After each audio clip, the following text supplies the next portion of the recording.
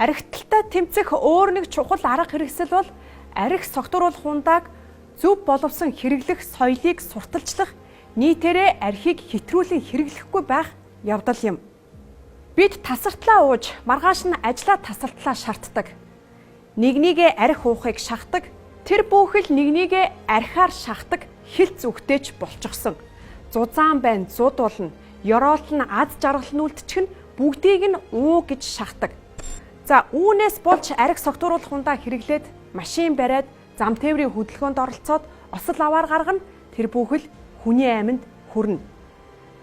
Архи согтууруулах ундааг зөв боловсон хэрэглэх дадал соёлд сурчвал гэмт хэргийн гаралт олон зүйлс буурч эерэг үр нөлөө авчрах боломжтой. Согтууруулах ундаа бол дотроо маш олон төрөл өгдөг. Тэгээд тэр нь юугаараа ялгагдтiin гэхээр нөгөө орж байгаа орцоосоо юугаар хийгдтiin бэ? Дээрээс нь хаана хийгдтiin? За ямар түүхтэй ч гэдэг юм уу те? Согтууруулах ундааны маш олон төрлөд байгаа. Яг нь улс орон болгонд стандарт хэмжээ гэж байдаг. Нэг хүний хэрэглээний.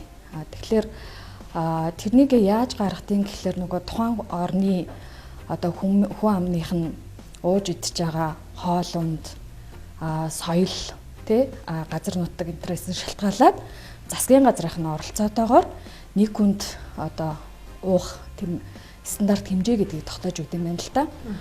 Ер нь бол яг нөгөө согтууруулах одоо алкогольных нь хэмжээ буюу спиртных нь хэмжээ ямар байгаагаас шалтгаалаад нөгөө стандарт уулт гэдэг нь болохоор янз бүрээр тодорхойлогдно. Жишээлх юм бол P бол одоо яг нэг стандарт хэмжээ гэдэг бол нэг 250 мл тий.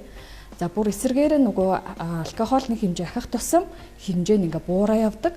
Ямарваа нэг юм хэмжээ нь хэтэрхээрээ хор болдог. Бидний идж байгаа одоо хоол унд те ууж байгаа ус ч ихсэн хэмжээ нь хэтэрх юм бол хор болно. Мэдээж хэрэгжилжээж тэрний чинь соёлыг бий болгоно те хэрэгжилжээж. Тэгхгүйгээр ингээд архи бол хортой, архитекттай ингээ архитектаас үүдээд маш олон одоо юу гэдэг муу үр дагаврууд гардаг.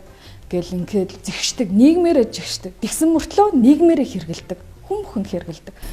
За тэгвэл 38 градусын архийг за одоо жишээ нь би одоо уулаа гэж бодоход хэдэн граммыг уувал миний хувьд тэр стандарт зохистой хэмжээ болох вэ?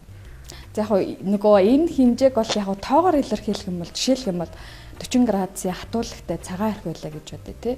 Энийг стандарт хэмжээг нь бол Монголд бол нэг 45-аас 50 г гэж тогтооод өгч байгаа.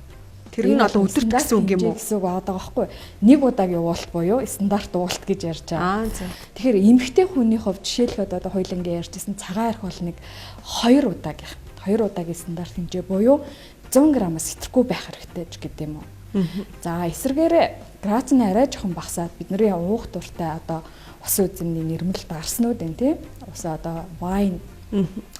Дарс жишээлх юм бол нэг за 125-аас 150 граммыг нэг стандарт хэмжээгээд байгаа юм. Тэгэхээр нэг 2 хундаг дарс жишээлх юм бол эмэгтэй хүмүүс бол тий нормал энэ бол хэвийн хэмжээ гэж үздэг та. Ер нь бол хамгийн төгс зохицдог юм ус идэг. Ерөөсөө л ус идэг. Одоо спирт хүний биед орлоо. Хүний биед ороод ирэхээр нөгөө хүний биед байгаа усыг идэж эхэлдэг хамгийн түрүүлээд. Тэгэхээр нөгөө ус багтай байх юм бол өшөөнөө согтолт эсвэл нөгөө согтолтын дараах үр дагавар буюу бидний хилээд идэг нөгөө шаардалт гэдэг юм чинь бас ингээд бий болоод эхэлждэг. Тэгэхээр ус маш сайн уух хэрэгтэй. Дээрээс нь хэмжээгээ маш сайн тохируулах хэрэгтэй.